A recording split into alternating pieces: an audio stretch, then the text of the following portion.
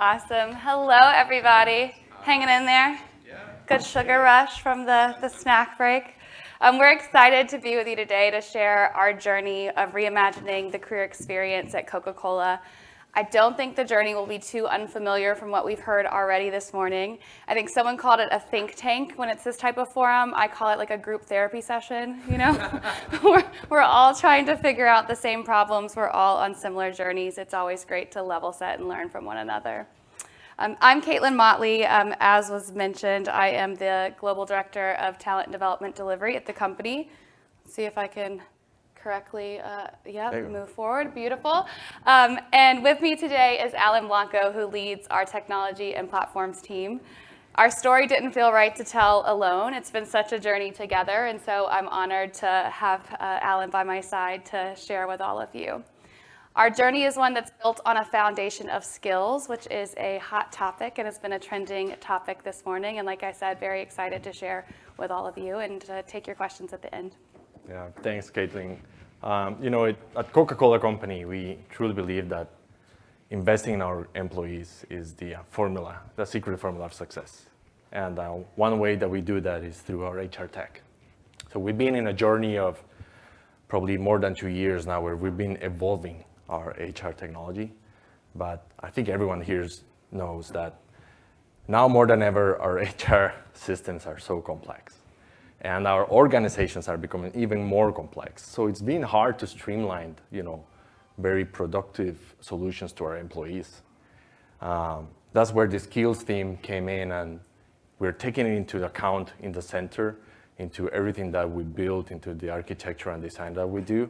And then even, I don't know who asked the question earlier, who has figured it out?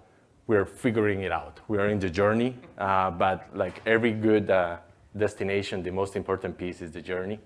So we're gonna share that with you today. Yeah, before we get started, I think we already have a good sense of this, but want to take a poll. So let us know by a show of hands. I think this the first one that we have. How many of you believe or have in your roadmap skills? That's critical to the success of your organization. Most of you, yeah, us too, for sure. How many of you are currently using or working towards having a HR tech stack that integrates the skills as the key component? Yes. Okay. All right. Yeah, all right. therapy Kinda. session. See some therapy session. Therapy Yes. session Therapy. for sure. Feeling Yeah. comforted in good company. And last but not least, have you ever faced challenges with integrating your complex HR systems? No. Yeah. Not a single one. Definitely. So like we said, similar journeys, and we'll share our flavor with you all today. Before jumping into more detail of our journey, a little bit of us, right? We're the Coca-Cola Company. If you haven't heard of our products, we invite you to taste one of these very good products. I have one every day. But more seriously, our purpose to refresh the world and make a difference. That's something that we live by, but that we try to reflect that to our employees, right? How do we upskill them? How do we make sure that we have influence in their lives, both personally and their work life?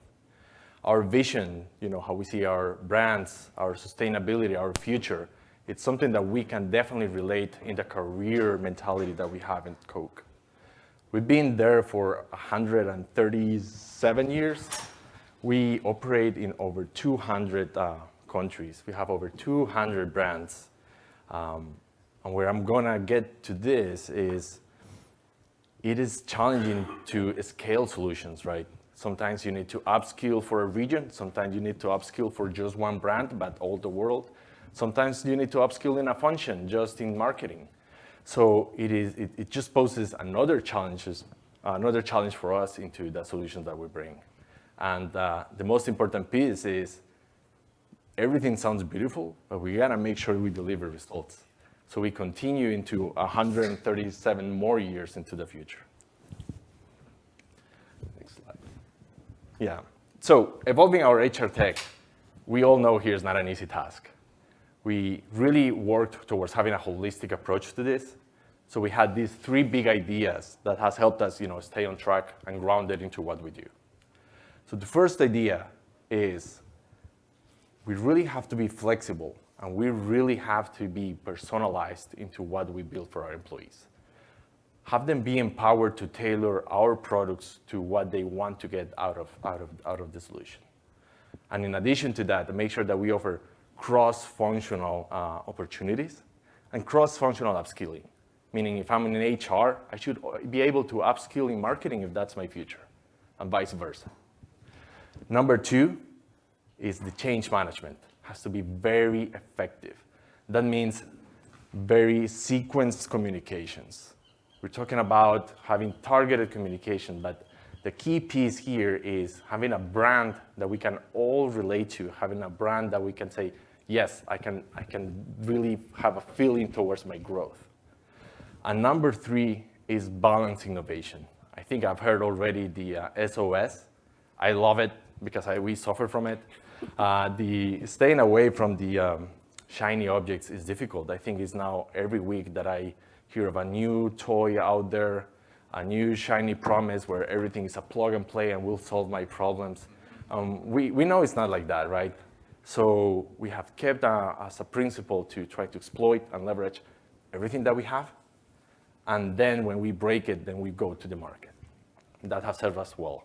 So let's keep these 3 ideas in mind because we're gonna see them resonate as we take them through our journey. Yep, thanks, Allan. And before we talk technology, because that's certainly important, we start with strategy, right? So in 2019, we sat down to define like our 5-10-year people plan. Maybe some of you did the same thing. We had this line item of I don't think it was Reimaging Career Experience. I think it was like the future of the career framework, something like that. I think we estimated like 2025. Yeah, we'll handle that in 2025.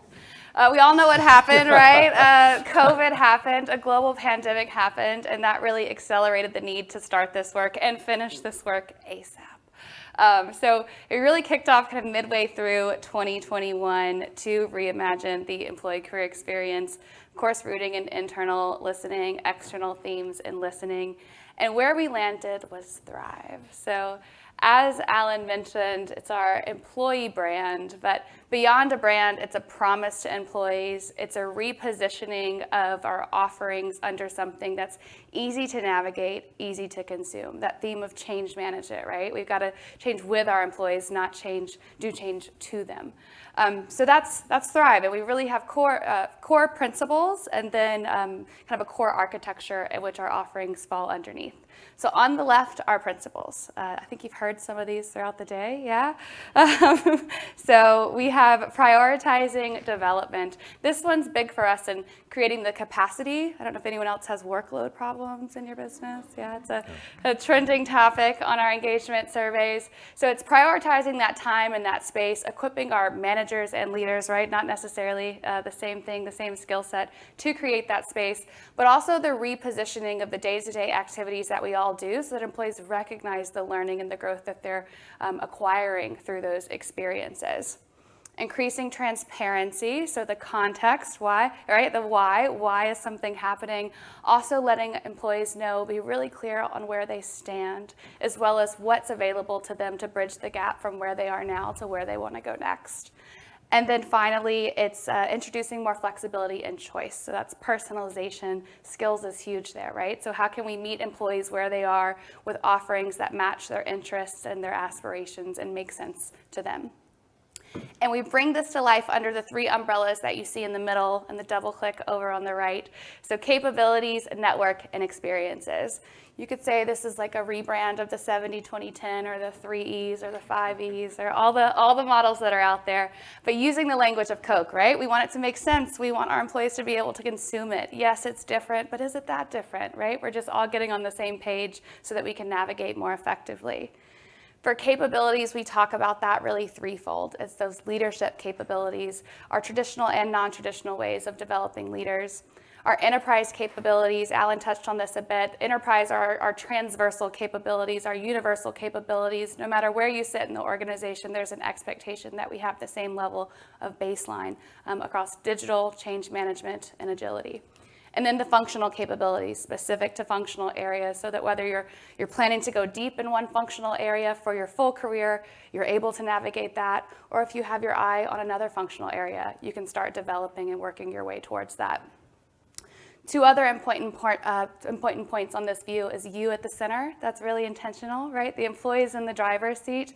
We like to say the employee's always been in the driver's seat. We just haven't done a great job of showing them where the road is, right? Like, where's the destination? The Google Maps, where are you dropping the pin, right? So equipping employees to better navigate the landscape in that seat that they're in and they're driving. And then underpinned by really strong leadership, people managers, making sure they understand their role, the expectations, and that we're equipping them to be those coaches to their employees.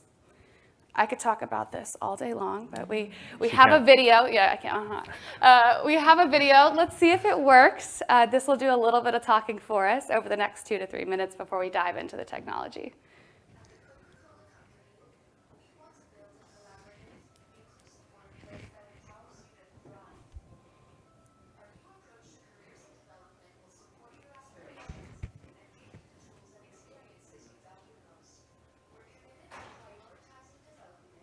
By giving you space to network, grow your skills, and explore experiences with support from leaders who make your ambition their own.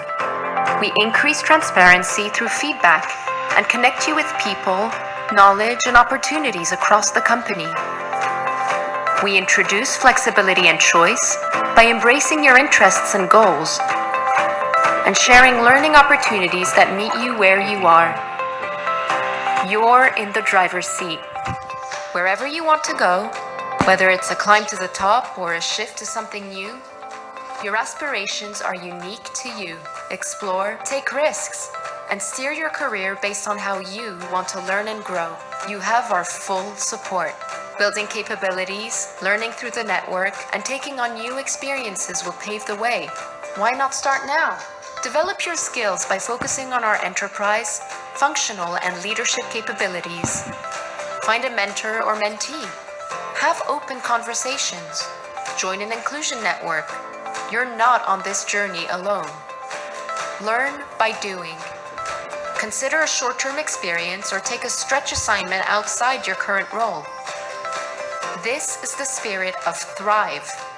It's an evolution of mindset and culture. Building a strong foundation, having space to grow, owning your career. When you invest in yourself, we invest in a better shared future. Together.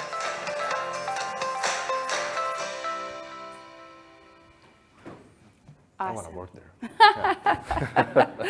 Did a much better job than I could ever do. One more view on this before we click into the technology. Just a view, we call it the Jenga tower internally, of the shift that we're looking to make. Some critics, one of them might be next to me, says the one on the left doesn't honor the past. So I just want to call that out. We do honor the past, right? I think that's a key point here. We have a lot of these things, right? It's a repositioning to make it make more sense, to make it easier to navigate. And a key difference here is the foundation in which it's built upon. So in the past, and I truly mean like deep into the past, longer than I've been alive, we have had a job architecture at the company that's built on really finite job grades, as an example. So we've gotten a little bit better in the recent past, but historically 1 to 26, right? So internally, growth to employees was climbing that ladder. There's more incentives, more access to different types of opportunities and experience as you climb that. So that's a really key difference that we're driving with Thrive. Really pushing on those career experiences as the foundation. We're re-architecting, and we've done a lot. We're in the midst of all types of people practices to bring this to life for employees with really having the career experience as the foundation as we move forward. So upward movement is no longer the only way to grow. It hasn't been, right? But we're making that easier for employees to see, making it more attractive to employees, that multi-directional career growth where skills are essential to making that real. So our journey to this point, I think we're showing, 15 months. It's been a little bit longer than that for sure. But to show the point, one of the first things that we started doing is first show the employees what we really mean. We talked about earlier, I think we heard walk the talk. And this is the first thing that we did. It was our performance enablement solution. It was a way that you choose where you want to go for feedback, not only in your function, outside of your function. We give you that visibility of that feedback in a quantitative and qualitative way So that was one way to kind of put something out there that the employees could see and say, yes, it is actually resonating with what we're preaching. But then in order for us to start running, we realized we had to fix some foundations. One of the first things was the employee profile. I think more than 2 years ago, you had the profile at Workday, and then profile at the LMS, and then another profile at the mentoring, and then another profile, and then like who holds the final truth. So we had to fix that, and that was the first step towards creating a single employee talent profile. And it's been difficult, but it's been very successful because now we know the source of truth. That if we want that source of truth to surface everywhere else, we just send it, right? You integrate it, data, and once we got that, then we went to the skills dictionary. Okay, what are the skills that we want from a company point of view, from functions? We put those together, followed by the opportunity marketplace, and then having that foundation of the employee profile, you could build on top of it. Skills fitting into it. Now then you have an opportunity marketplace fitting into it. And then you could start finally doing some artificial intelligence and machine learning, suggesting skills, because everything is in the same place. Followed to that, we went through a very fast and furious implementation of a new LMS, where we were able to integrate that data from the profile to suggest skills, learning based on the skills. Where we are today, we are definitely exploring a lot more on succession management. Now that we have the data and we are looking and doing analysis and having, development forums, we can surface easily the data into one single place and say, okay, what does Allan look like? He's taking these opportunities, he's taking this learning, he's this past job, because now we have a final source of truth. But then we're also exploring skills assessments, functional skills self-assessments, but then also from a leadership point of view, we're exploiting leadership assessment for our senior leaders and then the developing leaders as well. For the end of this year, we're looking to do to implement the Workday Job Hub, which are the first steps of our career hub, which we know out there nothing is perfect, but the faster we can taste, the faster we can learn, is what has shown us to be the light of success for us, because we can easily adjust, and we believe that's the path. Finally, we're looking forward next year, had a very much integrated experience from all of these offerings, have a single place for employees to go manage their career on their own. Some of the details of what we've done, the career profile, we went into this. Now we have one place where you can actually get suggestions on your skills. Hey, you probably have these skills because we know what training you've had. We know what opportunities you have had. What jobs you've explored in the past. The skills dictionary, I think, has been a very cool implementation that we did, because now we can not only give the opportunity for employees to explore all the skills that are out there, but we can say, hey, these are the ones that the company are prioritizing right now. And they're organized by function. And we can give you what definition we are giving from a company point of view. So before even clicking, I have project management skills, I know that goes into business management function and means X, Y, and Z exactly for the Coca-Cola company. So that's definitely helped a lot. The opportunity marketplace, I think, is a great story as well, because we had a first implementation probably like 3-4 years ago, where it was actually very good. We didn't power ups, but then it was isolated. It was an island, no engine behind it, but it was successful. People liked it. So we took the steps to put it into a Workday opportunity marketplace. And now it is automatically everything that you do, everything that you search, it's on your profile, number one. It's driven by skills, the skills that the managers are looking for, and the skills that the employees want to develop or actually are very proficient at. The next is Thrive Learning, our new LMS. I think it's been a very good success, because now we have the profile of the employee fitting in there, and now we can push and identify through the skills that we have in the employee's profile, content, like this is probably for you. You should take this learning, right? We are developing a storytelling or data. And finally, and this one is I'm very proud of, is we're pushing all this information into our network. It's no longer just HR, right? And then the digital workplace has something else, and then finance has something else. Now, when you go into our intranet, and then you search for leadership, yes, you get a leadership page, probably in the intranet, there get some documents, but then it also searches for people with those skills. If you search for project management, you get everyone in the company that has those skills.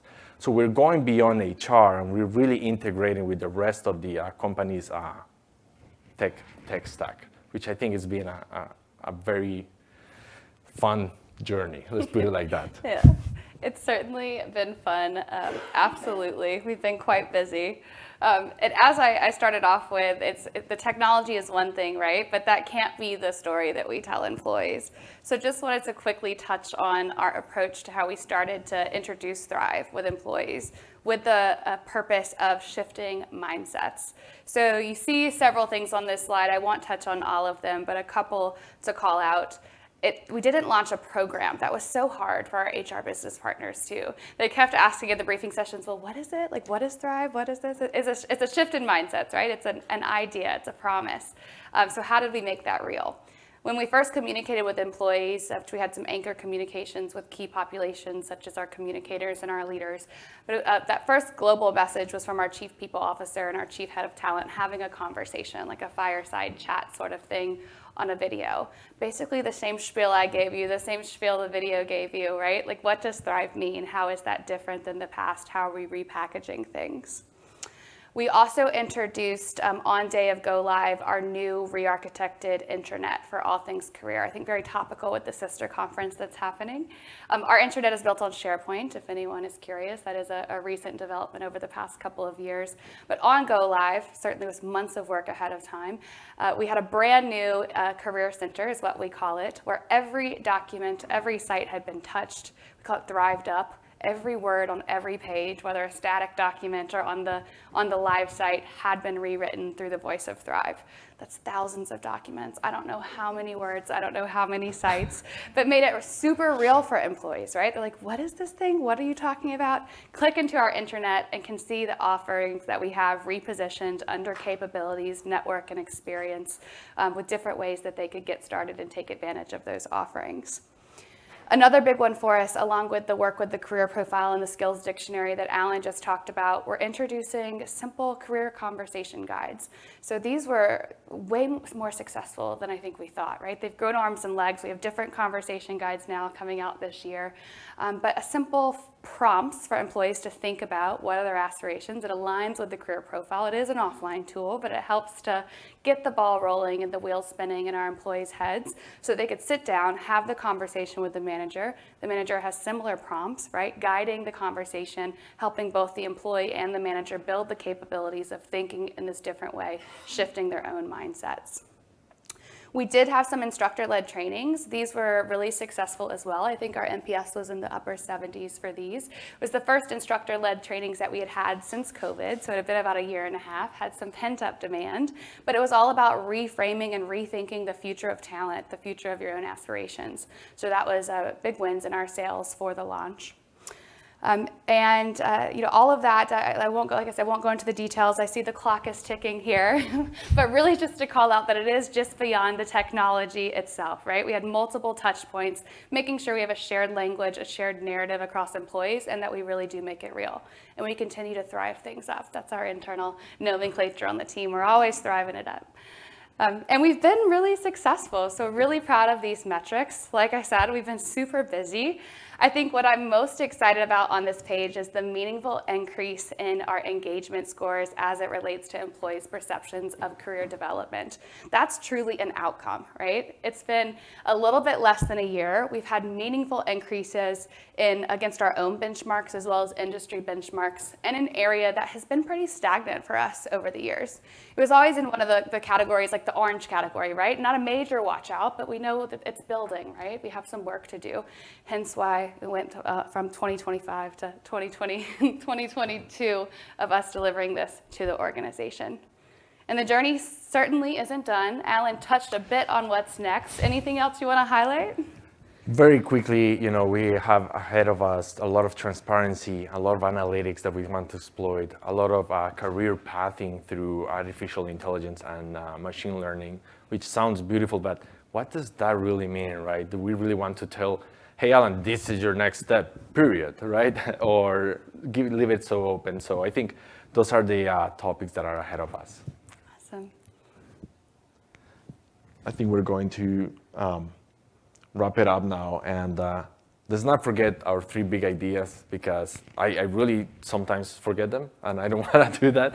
But it's the flexibility, personalization, change management is key. You don't get that, you don't get anything, and avoid the SOS. That syndrome is just bad. Awesome. And before we go to questions, I do want to recognize in the audience, I hope I don't embarrass you ladies, I have 3 members of my team with me. Can you raise your hands? So yes, they really deserve all the credit. It is our teams that make it happen. So thank you, Kendra, Leanne, and Shar, for being here and for all your work that's been part of this. We'd love to hear any questions that you all have. It looks like we have 2.5 minutes and ticking. Maybe we have a little more. Yes? Thank you so much. This was great. I love that you have people leaders moving to career coaches. I thought that was fabulous. How are you supporting your people leaders in moving into that role? Because I think historically that hasn't necessarily been part of that people leader function. Yeah, so I mentioned there's the example of the conversation guides, right? So that's been really helpful. We have them for careers. We're introducing them for feedback recently. Thank you, Kendra. And we have some other things around development planning that we're introducing this year as well. We also just launched in the last month a new approach to leadership development. It's called Choose Your Leadership Adventure. It starts with a guided navigator experience where anyone, not just people leaders, because everyone is a leader, they always have been, we're making it real, right?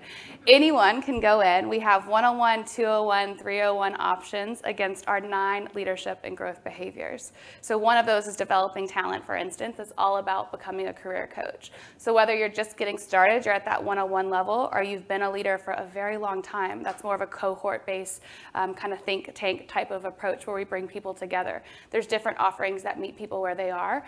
It's a first step, right? We'll see. The global comms went out maybe last week, right? So it's a brand new offering for us. So we're experimenting with different ways beyond the traditional kind of sending everybody to a class. I forgot who mentioned that, right? To try to move the needle there. So great question. Trying to figure it out.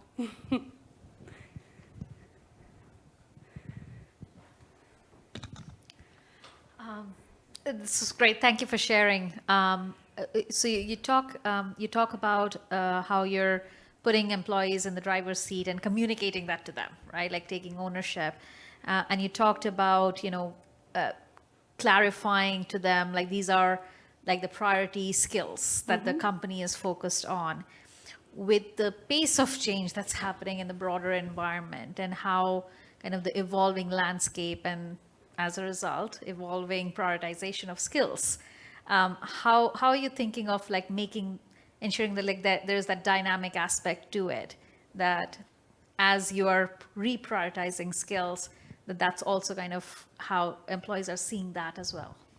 Yeah, it's a great question. I'll take a stab and you can certainly add on to it, but just pushing on the evolution of our skills dictionary as a start, right? We defined that last year.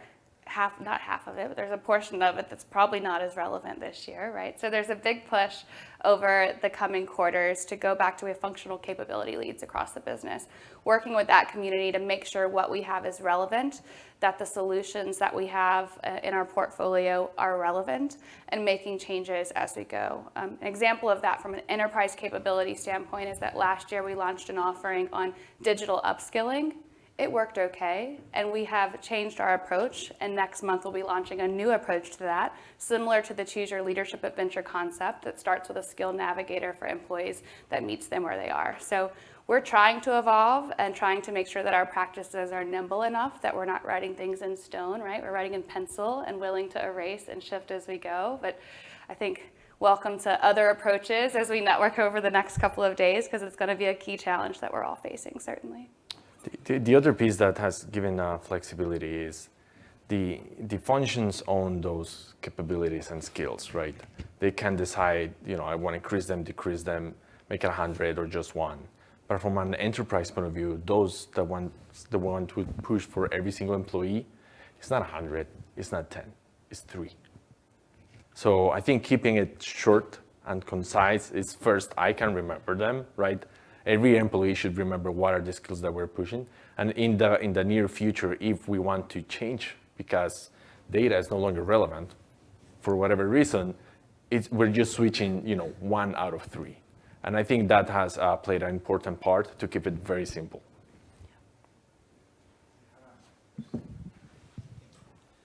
Thank you for the presentation. Two questions. How do you ensure or foster the veracity of the skills? I think I saw that supervisors are the ones who evaluate the skills in the system, but in many cases, supervisors do not know about the skills of employees prior to working with that supervisor. Also, how do you manage the typical resistance of hiring managers that want to hire the best and the brightest and don't give the opportunity to people who can do the work because they haven't been able to observe those skills in practice? Yeah. For the first part of the question, actually we moved away from having supervisors evaluate skills. What we're doing right now, it's on a pilot mode, having employees self-assess themselves. Given that proficiency, it's very difficult to have, especially at technical level.